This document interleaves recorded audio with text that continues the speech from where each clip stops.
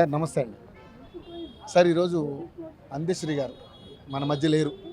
So మీరు మాజీ సాహిత్య అకాడమీ చైర్మన్గా ఎలా ఫీల్ అవుతున్నారు? ఎందుకంటే ఈరోజు ఇటువంటి మహాకవులందరూ కూడా, ఒక గద్దర్ కావచ్చు, ఒక అందశ్రీ కావచ్చు, వీళ్ళందరూ కూడా మనల్ని వదిలేసి తెలంగాణలో ఒక మార్క్ క్రియేట్ చేసినటువంటి వ్యక్తులందరూ కూడా ఈరోజు మన మధ్య లేకుండా పోతారు.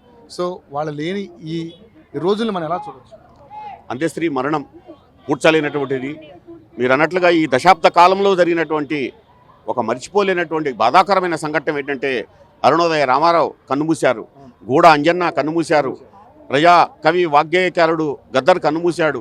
అదే తరుణంలో చిన్నవాడైనటువంటి 64 సంవత్సరాల వయసున్నటువంటి అందశ్రీ కూడా కన్నుమూశారు. ఇది చాలా బాధాకరమైనటువంటి విషయం. తెలుగు సాహిత్యాన్ని, తెలుగు జాతిని నడిపించేది సంస్కృతి కళలు. ఆ సంస్కృతి కళలకు సంబంధించినటువంటి దాంట్లో అత్యంత కీలకమైనటువంటి పాత్రను పోషించినటువంటి వ్యక్తి అందశ్రీ. కాబట్టి అందశ్రీ రాసినటువంటి సాహిత్యం నది నడిచి పోతున్నది అన్నటువంటి సాహిత్యం చాలా గొప్ప సాహిత్యాన్ని సృష్టించాడు. అది ఇంకా వెలుగులోకి రాలేదు. ఆయన రాసిన ఒక దీర్ఘ కావ్యం ఉంది.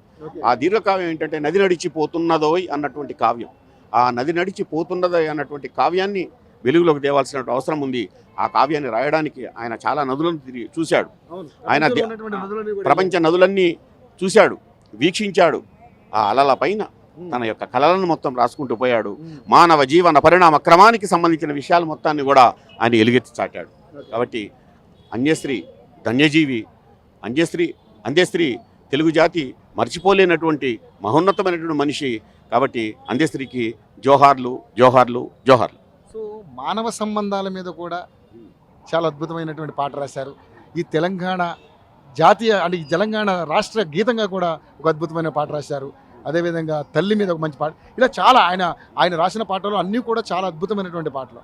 సో అన్నీ గుర్తు చేసుకుంటూ మీరు ఎలా ఫీల్ అవుతారు?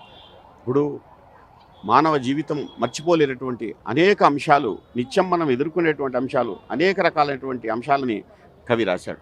కవి ఏం చేస్తాడంటే, తను ఏ కంటితో చూస్తాడో దాన్ని వెంటనే అక్షరబద్ధం చేస్తాడు. అట్లా అక్షరబద్ధం చేసినటువంటి వాడు.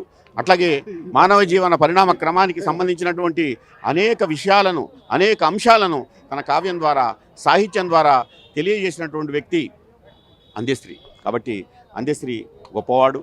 ఆయన జీవితంలో ఉన్నటువంటి అన్ని పార్శ్వాలను రాశాడు. అన్ని పార్శ్వాలను వెలుగులోకి తేవడం కోసం కృషి చేశాడు.